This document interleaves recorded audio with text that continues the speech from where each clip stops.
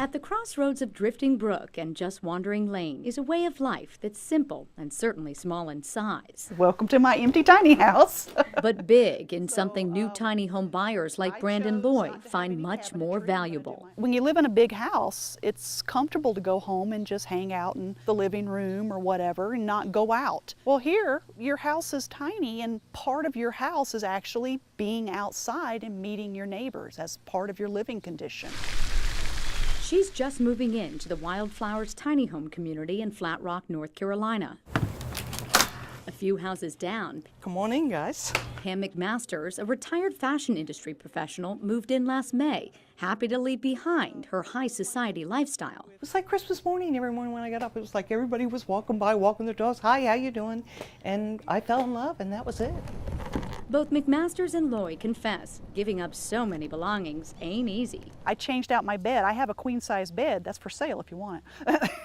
But shedding a 2,400 square foot Colorado condo that Lloyd bought after her husband died is giving her the breathing room to let go of more than just stuff. Through the grieving process or whatever, I've moved into a relatively large house for me.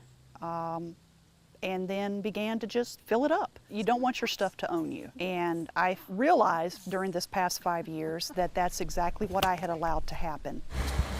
In a place like this, each neighbor with their own unique backstory shares the belief that you get more out of life with less stuff. It's a very peaceful kind of environment. Elizabeth Dehoney with Wildflowers says it's catching on. 30 new homes have gone up in the last 6 months, 80 total. That expected to nearly double within 2 years. There's absolutely a trend, and it doesn't just have to do with HGTV. You know, everybody loves the tiny house hunters and the luxury tiny home show. But I think it pulls a heartstring that we all kind of have this need for a simple kind of life.